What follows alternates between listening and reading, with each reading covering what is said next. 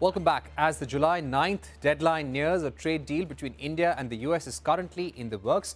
But are they actually close to signing an interim trade deal, or is there more work to be done? On substantive issues, I caught up with Mukesh Aghi, President and CEO of the US-India Strategic Partnership Forum in Washington, D.C. and asked him about the progress on the deal and Tesla's India plans.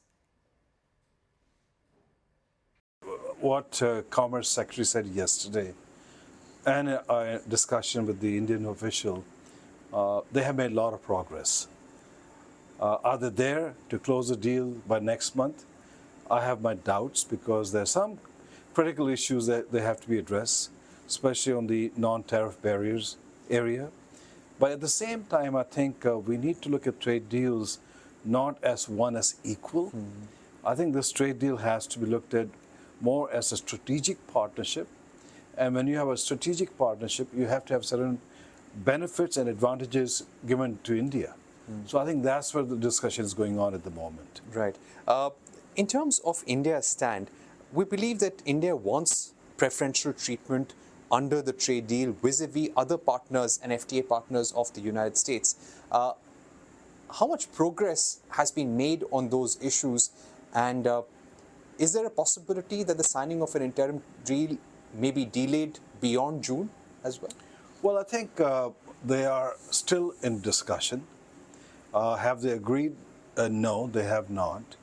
But I think there seems to be positive signs, both from the US side and effort from the India side to come to some kind of a deal. I strongly believe July 9th, India will have some kind of an interim deal with the US, because the whole thinking within the administration here is who are the first comers sign in, they have better advantage than the people who come in later itself. Right, right. So may not be in June, but definitely before the 9th of July, there would be something on the table. Absolutely. Right. And what would this interim deal actually contain, both from the US side and the Indian side? Our understanding is basically you will have tariffs. It won't be zero tariffs. It could be the same model as UK. Or it could be that India has some more favorable treatment, because you have to understand this will be the first substantive deal US will sign with any country. Yes, UK was fine, but UK is not substantive. Look at the trade they do. The ambition between US and India is to take it to $500 billion. So that means you want to make sure that there's enough momentum between the two countries to drive trade in upward trajectory. By lowering the tariff, both sides are hoping that it will accelerate the process. So I strongly believe that both sides are looking for a win-win as a partner, and I think that's the way it's going to go. Right.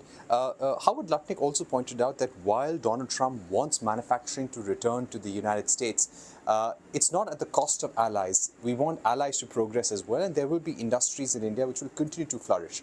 So which are these industries which US wants to reshore in America, and which it is comfortable with manufacturing operations to continue in India as well? Well, the Commerce Secretary made it very clear that you can't bring all manufacturing back to the US. And he used the word that we want to be able to bring back advanced manufacturing. So that means, let's look at chips. India's manufacturing chips, will be manufacturing chips. US will also go in the same direction. But India is focused on 15 nanometers and above. US wants to focus 7 nanometers and below itself. So I think there has to be a balance. So I always have said that the concept of Atmanirbhar Bharat and Make in America can work together. Right. And so you will see more advanced manufacturing coming in while India can focus on other aspects of the manufacturing. Right. Speaking about Tesla, recently the Union Minister for Heavy Industries also indicated that it's quite clear that they're not interested in manufacturing. They want to set up sales operations. How close is Tesla, as per your information, in setting up India operations? They are hiring showroom space. By when could they begin retail operations? So you have to understand, if you look at last 4 months, Tesla sales have been going down globally.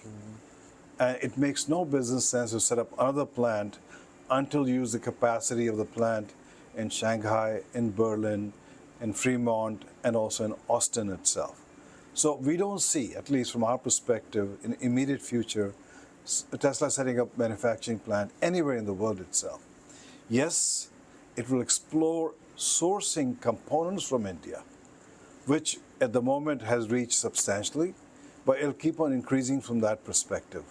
Yes, it would like to bring its car into India. I think it is trying to open showrooms both in Mumbai and also in Gurgaon.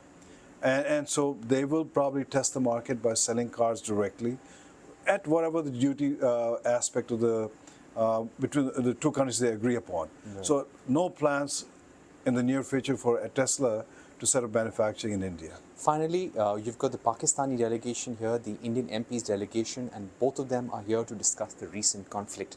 Could you give us a sense of how do you think India's outreach program has been successful, and what's going to be the impact of the negotiations by both these delegations in Washington, D.C.? So India has taken an approach which is a global approach. Tell the story to the rest of the world that Pakistan is a terrorist state. And you have a military which is very uniform, but they are jihadis in the thinking itself. And that message India is trying to send all across the world. Whereas Pakistan has focused more on selective nations to go, and US becomes one of those nations itself. I think it has no impact on the trade side, because I think here in this part, in Washington, D.C., they see no implication on trade on the conflict India had with Pakistan itself. But I think what our thinking is they do take seriously non-state actors crossing the border and killing innocent citizens. So from that perspective, there's a lot of empathy for India. But I think India has to basically be a little more assertive and aggressive communicating this message to the right audience also.